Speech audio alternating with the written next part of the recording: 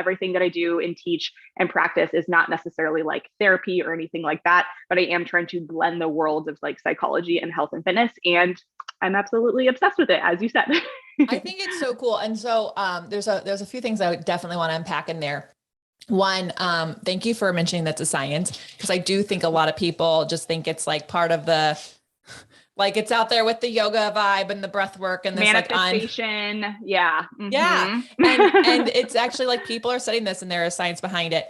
And then you mentioned cultivating a fixed versus cultivating a growth mindset.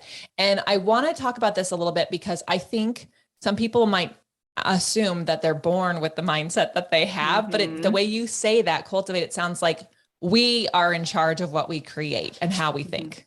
Yeah, definitely. Which is funny because the way that you describe it is sort of where you were saying a lot of people think that they're either born with like a growth mindset or a fixed mindset, and that like it's very meta, very fast, because it's like that means you have a fixed mindset about your mindset.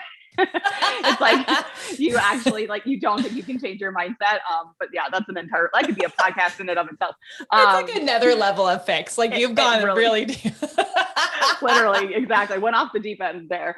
But with that said, yes, we absolutely do have control over our mindset. Even cooler is that having that control then has downstream effects to like pretty much everything else in our lives, whether it is health and fitness, our careers, our relationships, how we see ourselves, all of it, right? So knowing that you have control over your mindset, you essentially have control over everything else in your life. And that can sometimes be a little bit like overwhelming. And actually, it's interesting because we have something called the double-edged sword effect in the mindset research that essentially talks about how as soon as you sort of have come to this place of almost like enlightenment when it comes to growth mindset, and you realize like, wow, I have control, you know, this is my responsibility. I can change and it's all up to me.